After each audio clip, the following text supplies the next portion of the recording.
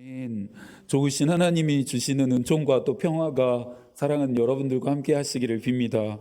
오늘은 사순절 제2주이면서 산상수훈강의 7번째 시간입니다. 교회력으로 사순절의 기간을 보내고 있습니다. 교회력의 모든 절기들은 참 특별하고 소중하고 또 우리의 신앙의 유익이 되지만 사순절은 유난히 우리에게 더 특별한 것 같습니다.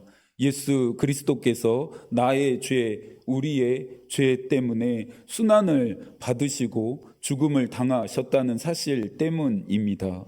내 죄 때문이었습니다. 그러니 내가 받아야 할 형벌이었고 내가 받아야 할 심판이었습니다. 하지만 나를 사랑하신 하나님이 나 대신에, 우리 대신에 그리스도를 불의한 자들의 손에 내어주셨고 이 모든 것을 대신 담당하게 하셨습니다. 이 과정을 성서는 속죄라 말합니다. 예수 그리스도가 대신 제물이 되시고 죄값을 지불하셨다는 의미입니다. 예수 그리스도의 속죄의 이 사역으로 말미암아 우리가 누리게 되는 은혜를 이사야는 다음과 같이 말했습니다. 이사야 53장 4절과 5절의 말씀인데요, 새 번역으로 읽어 드릴 테니 눈을 감고 마음으로 한번 들어보시겠어요? 그는 실로 우리가 받아야 할 고통을 대신 받고 우리가 겪어야 할 슬픔을 대신 겪었다. 그러나 우리는 그가 징벌을 받아서 하나님에게 맞으며 고난을 받는다고 생각하였다. 그러나 그가 찔린 것은 우리의 허물 때문이고 그가 상처를 받은 것은 우리의 악함 때문이다.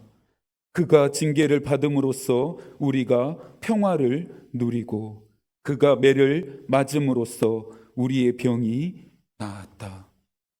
구약 성서에서 속죄를 가리키는 원어 안에는 세 가지의 의미가 있습니다. 첫 번째는 덮어 가리다입니다.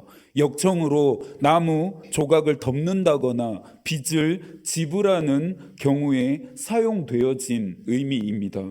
두 번째는 몸값을 치르고 되찾다라고 하는 뜻인데요, 이 말 안에는 뇌물 혹은 유리한 결과를 얻기 위해서 몸값을 치르는 것과 관련이 있습니다. 마지막으로는 닦아내다 또는 깨끗이 씻어내다입니다. 말 그대로 부정한 부분을 깨끗이 씻고 닦아낸다라고 하는 의미입니다. 전통적으로는 두 번째 의미인 몸값을 치르고 되찾다라고 하는 이 뜻이 속죄의 본질로 이해되어져 왔습니다. 예언자 이사야도 노래한 것처럼 우리의 죄값을 예수 그리스도께서 대신 지불하심으로써 우리는 평화와 나음을 얻게 된 것입니다. 그 은혜에 감사하지 않을 수 없습니다. 그 사랑을 찬양하지 않을 수 없습니다. 이것이 예배입니다. 로버트 웨버도 예배는 그리스도의 죽음과 부활 사건에서 최고조에 다다른 하나님의 놀라운 구원의 행위를 축하하는 것이다라고 예배의 본질을 정의했습니다. 크리소스톰은 주님을 찬양하는데 여러 가지의 이유가 있겠지만 그를 찬양하고 그에게 모든 영광을 돌리는 가장 중요한 이유는 십자가 때문이다라고 말했습니다. 무엇을 예배하고 어떤 마음으로 예배해야 하는지를 깨닫게 하는 말들입니다. 니케아 공의회에서 교회 지도자들이 모여서 사순절과 부활절을 공식화하게 됩니다. 이것은 이전부터 교회가 사순절을 나름의 방식대로 지켜왔음을 의미합니다. 사순절은 초대교회에서 세례를 받기 위한 준비 과정에 기원을 두고 있습니다. 사도들의 가르침이라 불리우는 디다케에서는 세례를 베풀기 전에 세례를 베풀 자와 세례를 받을 자, 그리고 할 수 있는 다른 이들도 금식을 해야 합니다. 그리고 당신은 세례 받을 자를 미리 하루 혹은 이틀 금식하도록 말해야 합니다라고 가르쳤습니다. 세례를 받는 자뿐만 아니라 세례를 베푸는 자와 할 수 있는 한 다른 모든 자들도 함께 참여하라고 하는 권면인데요. 이미 세례를 받은 자들까지 경건의 훈련의 기간으로 삼으라는 것입니다. 그러면서 이 기간이 자연스럽게 예수 그리스도께서 광야에서 보내셨던 40일의 시간과 일치를 이루게 되었습니다. 한편에서는 사순절을 지키는 것이 옳지 않다라고 말하는 주장도 있습니다. 한국 교회가 더 이상 사순절을 지켜서는 안 된다고 말하는 사람들도 있습니다. 성서를 근거한 절기가 아니라 인간들이 인위적으로 만든 절기이고 카톨릭의 미신적인 예식이라고 하면서 당시 카톨릭 많은 종교 개혁자들이 사순절을 반대하면서 말씀 중심의 신앙생활을 강조했다라고 하는 대표적인 이유 때문이었습니다. 당시 카톨릭은 고행과 금식과 자선을 통해 하나님께로부터 호의를 얻을 수 있다 가르쳤습니다. 인간의 행위와 공로에 초점을 맞춘 성서에 반하는 교리였습니다. 종교개혁자들 그 중에서도 특별히 칼빈은 사순절 자체를 반대하지 않았습니다. 인간의 행위와 공로에 의해서 하나님의 호의를 받을 수 있다라고 하는 성서에 반하는 그 가르침을 반대한 것입니다. 십자가 자체가 우리에게 중요하지 않습니다. 반역자나 정치범, 흉악범을 처형하는 끔찍한 처형 방식의 도구일 뿐이니까요. 그런데 우리에게 십자가가 특별한 이유는 무엇입니까? 그 십자가에 나 대신에 내 죄를 대신해서 예수께서 달리셔서 죽으셨기 때문입니다. 그 의미 때문에 십자가가 우리에게 특별한 것입니다. 사순절 자체가 목적이 아니라 예수 그리스도의 순환과 죽음의 의미를 깊이 묵상하는 기간으로 이 사순절을 보낸다면 이 사순절은 저와 여러분의 신앙에 큰 유익이 됩니다. 저와 여러분의 신앙이 올바르고 건강해질 수 있기를 소망하고, 그러려면 말씀 중심, 예수 그리스도 중심, 십자가 중심으로 저와 여러분의 삶을 개편해야 합니다. 산상순 강의 7번째 시간입니다. 8절에서 말하고 있습니다. 마음이 청결한 자는 복이 있나니 그들이 하나님을 볼 것임이요. 오늘 우리가 살펴볼 복은 마음이 청결한 자가 받게 되는 복입니다. 시편 24편에서는 히브리 시인이 손이 깨끗하며 마음이 청결한 자는 하나님의 얼굴을 구하는 자로 여호와께 복을 받고 구원의 하나님께 의를 얻는다 노래했습니다. 이 복을 이해하기 위해 주의사항이 있습니다. 청결함은 우리의 머릿속에 연관되어 떠오르는 그런 청결함이 아니라는 점, 그리고 하나님을 본다는 것은 누군가의 얼굴을 마주하는 것처럼 보게 됨을 말하는 것이 아니다라는 점입니다. 지금까지 살펴본 복들이 그렇고 앞으로 살펴볼 복들도 그렇겠지만 예수께서 우리에게 가르치시는 이 8가지의 복은 언제나 하늘의 원리로 해석되어져야 합니다. 청결함을 영어 성경은 퓨어라고 하는 단어로 번역합니다. 불순물이 없는 순수한 상태라고 하는 뜻입니다. 청결함의 원어는 카타로스인데요. 이 단어는 유대인들의 정결 예식에서 정결함을 나타낼 때 사용되어졌던 단어인 만큼 더러운 것을 깨끗하게 하고 정결하게 한다라고 하는 의미를 가지고 있습니다.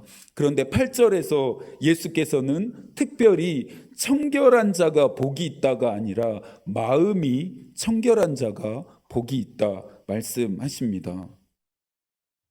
목회자여서 저는 많은 사람들을 만날 기회가 있습니다.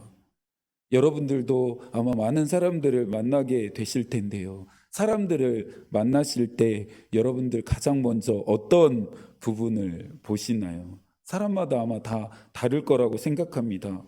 어떤 사람은 그 사람이 입고 있는 옷을 가장 먼저 눈여겨보기도 하고, 또 어떤 사람은 그 사람의 액세서리 같은 것에 눈이 먼저 가기도 하고, 아마 여자 교우분들은 누군가의 헤어스타일이나 메이크업 같은 것들, 들고 있는 백 같은 거에 관심이 가는 분들도 있으실 것 같습니다. 예전에 TV에서 한 치과 의사의 인터뷰를 본 적이 있습니다. 그 치과 의사는 사람을 만날 때마다 그 사람의 치아에 가장 먼저 눈길이 간다고 합니다. 이름은 기억하지 못하는데 그 사람의 치아의 형태로 사람을 기억한다라고 하는 흥미로운 인터뷰였습니다. 꼭 그렇다고만은 할 수 없지만 누군가를 만날 때 가장 눈여겨보게 되는 것들은 나 역시도 중요하고 가치 있게 여기는 것들이겠다 싶습니다. 관심을 가지고 있고 또 생각하고 있는 대상들이지 않을까요? 그렇다면 예수님은 어떠셨을까요? 수많은 사람들을 만나고 대하시면서 어떤 것을 그분은 가장 눈여겨보셨을까요? 그 답을 모르더라도 예수가 가장 먼저 눈여겨보셨던 것이 우리와 달랐을 것이라는 것을 우리는 잘 알고 있습니다. 예수가 가장 눈여겨보셨던 것은 마음이었습니다. 누가복음 5장 22절에서 말합니다. 예수께서 그 생각을 아시고 대답하여 이르시되 너희 마음에 무슨 생각을 하느냐. 여러분들 어떤 마음으로 고요한 이 아침에 하나님의 말씀을 듣고 있으십니까? 무슨 생각을 하고 계시나요? 지난 한 주 또 어떤 마음으로 살아오셨습니까? 모두가 행위에 주목할 때 예수께서는 마음에 주목하십니다. 마음의 상태가 곧 행위의 상태를 결정함을 예수께서 너무나 잘 아셨기 때문입니다. 산상수훈의 가르침을 따라 우리가 살기 위해서는, 온전한 그리스도인으로서의 삶을 살아가기 위해서는 가장 먼저 마음의 변화가 일어나야 합니다. 탐욕과 정욕으로 가득 찬 우리의 마음의 상태가 예수의 마음을 품은 청결한 마음의 상태로 변화될 때 심령은 가난해지고 애통하게 되고 온유하고 의에 줄이고 목마르며 긍휼히 여기는 자가 되는 것입니다. 예수의 마음을 품었던 웨슬리는 기독교를 마음의 종교라 정의했습니다. 청결함의 기본 개념은 더러운 것이 깨끗하고 정결하게 된 상태입니다. 웨슬리는 이 청결한 자는 예수 그리스도의 피를 믿는 믿음으로 말미암아 모든 거룩하지 못한 감정으로부터 깨끗게 된 사람들이다 말했습니다. 마음의 청결함은 마음속에 전혀 죄가 없음을 말하는 것이 아닙니다. 예수께서도 완벽함이 아닌 온전함에 대해 말씀하시기 때문입니다. 이 온전함은 무엇입니까? 깨끗하지 않은 것, 더러운 것, 즉 죄악이 내 마음에 뿌리를 내리지 못하도록 날마다 십자가에서 흘리신 예수 그리스도의 그 뜨거운 피로 내 마음을 깨끗이 닦아냄입니다. 부패하고 타락한 자신의 마음의 상태를 직시하면서 십자가의 능력 외에는, 그 능력 말고는 정결하게 되어질 방법이 없음을 인정함입니다. 성서에 기록되어진 믿음의 선조들은 죄와 허물이 없는 완벽한 사람들이 아니었습니다. 다윗은 남의 아내를 빼앗고 성폭행했습니다. 그 남편을 살인 교사하도록 지시했습니다. 모세는 혈기를 못 이겨서 사람을 죽였습니다. 아브라함은 살기 위해서 자신의 아내를 누이라 거짓말했습니다. 베드로는 예수를 3번씩이나 저주하며 부인했습니다. 하나님이 완벽한 사람을 찾으셨다면 우리가 지금 읽고 있는 성서에서 그들을 만나지 못했을 것입니다. 하나님은 온전함을 원하십니다. 이들은 모두 자신들의 부패하고 타락한 마음의 상태를 직시했고 또 회개하면서 하나님의 용서와 도우심을 간청했습니다. 청결해지는 마음은 어떤 상태여야 하는지 다윗의 참회시라 불리우는 시편 51편 17절을 통해 확인할 수 있습니다. 하나님께서 구하시는 제사는 상한 심령이라. 하나님이여 상하고 통회하는 마음을 주께서 멸시하지 아니하시리이다. 웨슬리는 단호하게 마음을 청결하게 할 것을 권면하면서 말했습니다. 하나님께서는 부정하게 만드는 그 어떤 것을 유지하는 것에 대해 어떤 핑계도 용납하지 않으신다. 이 믿음에서부터 웨슬리의 청결하게 하는 그 마음에 대한 단호함이 기인했습니다. 그러면서 그는 그 근거로 마태복음 5장 29절과 30절의 말씀을 가져와서 설명했습니다. 만일 너의 오른눈이 너로 실족하게 하거든 빼어 내버리라. 너의 백체 중 하나가 없어지고 온몸이 지옥에 던져지지 않는 것이 유익하며 또한 만일 너의 오른손이 너로 실족하게 하거든 찍어내 버리라. 너의 백체 중 하나가 없어지고 온몸이 지옥에 던져지지 않는 것이 유익하니라. 청결함은 죄에 대한 단호한 대응입니다. 웨슬리는 이 구절을 가지고 그대의 오른쪽 눈만큼이나 소중한 사람들이 그대로 하여금 하나님께 죄를 짓도록 만드는 요인이 된다면, 즉 그대의 영혼 안에 거룩하지 못한 욕망을 일으키는 수단이 된다면 지체하지 말고 억지로라도 그 사람들과 결별해라. 또한 그대의 오른손만큼이나 그대에게 꼭 필요한 사람이 그대로 하여금 죄를 짓게 하고 불결한 욕망의 요인이 된다면 그 사람들을 끊어 버리라 라고 말합니다. 이것은 비단 인간 관계에 대한 권면만은 아닙니다. 죄를 짓게 하는 모든 요인과 모든 욕망으로부터 돌아서라는 경고입니다. 혹시 학교 다닐 때 배웠던 백로가라고 하는 시조 생각나십니까? 아마 제목까지는 모르더라도 그 내용쯤은 한 번쯤 들어보셔서 익숙하실 거라고 생각하는데요. 그 고대 시조를 현대어로 번역하면 이렇습니다. 까마귀가 싸우는 곳에 백로야 가지 마라. 성난 까마귀가 흰 빛을 시기할세라. 청강에 기껏 씻은 몸이 더럽혀질까 걱정이구나. 고려의 충신이었던 정몽주의 어머니 이씨가 아들인 정몽주에게 보내는 시조였습니다. 당시 고려를 배신한 이성계의 무리들과 뜻을 같이 하지 말라라고 하는 어머니의 당부인 셈입니다. 청결하게 하는 자는 죄인들의 길에 서지 않고 오만한 자들의 자리에 앉지 않습니다. 예수를 믿는 사람들은 만나는 사람들, 가야 할 자리들을 구별하는 지혜가 있어야 합니다. 이것은 타자에 대한 차별과 배제가 아니라 죄를 짓게 하는 사람을 만나지 말고 죄를 짓는 자리는 가지 않아야 한다라고 하는 뜻입니다. 웨슬리의 권면처럼 예수 그리스도를 믿고 따르는 나의 마음, 나의 믿음, 나의 삶을 더러워지고 거룩하지 못하게 하는 인간 관계를 포함한 모든 요인들과 결별하고 끊어 버릴 수 있어야 합니다. 그리스도인은 그렇게 되는 것입니다. 예수는 그렇게 따라가는 것입니다. 세상을 향해 배수진을 치는 것입니다. 꼭 이렇게까지 해야 하는 것일까요?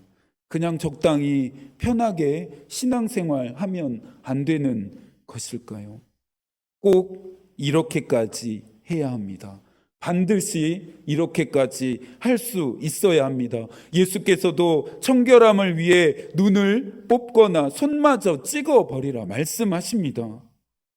죄는 저와 여러분을 파멸시킬 때까지 멈추지 않습니다. 원수는 우리가 파멸될 때까지 집요하고 간사하고 달콤하게 저와 여러분을 계속해서 유혹하고 미혹하며 흔들어 댈 것입니다.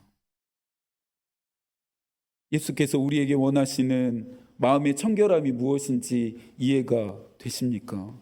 이제부터는 마음이 청결한 자가 받는 복을 살펴보아야 합니다. 예수께서는 마음이 청결한 자는 하나님을 볼 것이다 말씀합니다.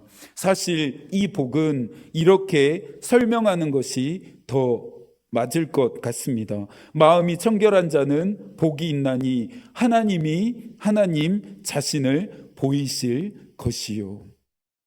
하나님은 우리가 볼 수 있다고 해서 볼 수 있는 존재가 아닙니다. 눈으로 볼 수 있다라고 하는 것은 어떤 의미입니까? 곧 한계성을 뜻합니다. 우리가 눈으로 볼 수 있는 것들은 모두 하나님이 창조하신 유한한 피조물들입니다. 우리의 눈에 보이는 것들은 그러니 모든 것들이 부분적이고 제한적인 것들입니다. 그 부분적이고 제한적인 것들조차 인간의 이성과 지성이 미치지 못할 때도 많습니다. 영원하신 하늘과 땅을 만드신 그 하나님이 우리의 눈으로 인식되어지는 순간, 우리의 눈으로 보게 되어지는 그 순간, 하나님은 더 이상 스스로 계시는 분으로 존재할 수 없습니다. 바울도 고린도전서 13장 12절에서 말했습니다. 우리가 지금은 거울로 보는 것 같이 희미하나 그때에는 얼굴과 얼굴을 대하여 볼 것이요. 지금은 내가 부분적으로 아나 그때에는 주께서 나를 아신 것 같이 내가 온전히 알리라. 그렇다면 마음이 청결한 자가 하나님을 보게 된다라고 하는 복은 어떤 의미일까요? 첫 번째로는 조금 전에 말씀드린 것처럼 마음이 청결한 자에게 하나님은 하나님 자신을 보이신다라고 하는 것입니다. 이것이 어떻게 복이 됩니까? 하나님이 하나님 자신을 보이지 않으시면 우리는 그분의 존재를 경험할 수 없고, 하나님이 하나님 자신을 우리에게 계시하지 않으시면 우리는 그분을 알 수 없기 때문입니다. 히브리 시인도 하나님이 자신을 보이시기를 간청했습니다. 시편 90편 16절입니다. 주께서 행하신 일을 주의 종들에게 나타내시며 주의 영광을 그들의 자손에게 나타내소서. 여러분들의 기도의 내용 안에 반드시 이 기도가 포함되어야 합니다. 날마다 기도하는 제목이어야 합니다. 하나님, 나에게 하나님 자신을 나타내고 계시하여 주옵소서. 하나님, 나에게 하나님의 임재와 영광을 보여 주십시오라고 날마다 하나님께 우리는 기도할 수 있어야 합니다. 두 번째로 하나님을 보게 되는 것이 복인 이유는 웨슬리의 말을 빌어 설명드리고 싶습니다. 한번 들어보시겠어요?